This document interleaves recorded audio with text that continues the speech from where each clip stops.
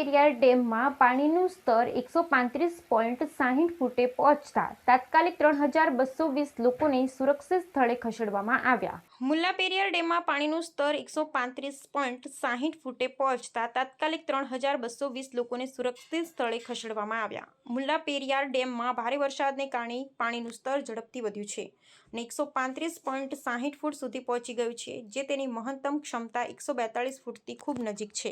તાજેતરમાં તામિલનાડુએ ડેમમાંથી વૈગાઈ નદીમાં 2000 ક્યુસેક વધુ પાણી છોડવાનું શરૂ કર્યું છે, જેથી પાણીનું સ્તર નિયંત્રણમાં રાખી શકાય। કેચમેન્ટ એરિયામાં સતત વરસાદ અને જળપ્રવાહ વધતા તંત્રે ડેમના દરવાજા ખોલવાની તૈયારી કરી છે।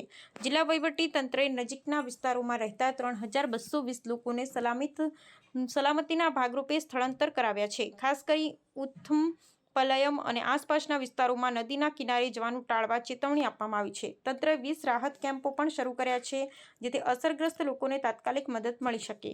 તામિલનાડુના વૈગાઈ ડેમમાં પણ પાણીનું સ્તર ઝડપથી વધી રહ્યું છે। હાલ મુલ્લા પેરિયારમાંથી 1867 ક્યુસેક પાણી વૈગાઈ ડેમમાં છોડવામાં આવી રહ્યું છે, જે હવે તેની મહત્તમ ક્ષમતા નજીક છે। વધુ વરસાદ અને જળપ્રવાહ વધે તો ડેમના દરવાજા વધુ ખોલવાના સંકેત તંત્રએ આપ્યા છે, જેથી ડાઉનસ્ટ્રીમ વિસ્તારોમાં પૂરનો ખતરો ટાળી શકાય। ભૂતકાળમાં 2021માં પણ તામિલનાડુએ પૂર્વ ચેતવણી વિના ડેમમાંથી પાણી છોડ્યું હતું, જેને કારણે ભારે વિવાદ થયો હતો। આ વખતે તંત્રે અગાઉથી ચેતવણી આપી છે અને તમામ સુરક્ષા પગલાં લેવામાં આવ્યા છે, જેથી નદી કિનારે રહેતા લોકો અને ખેડૂતોને નુકસાન ન થાય।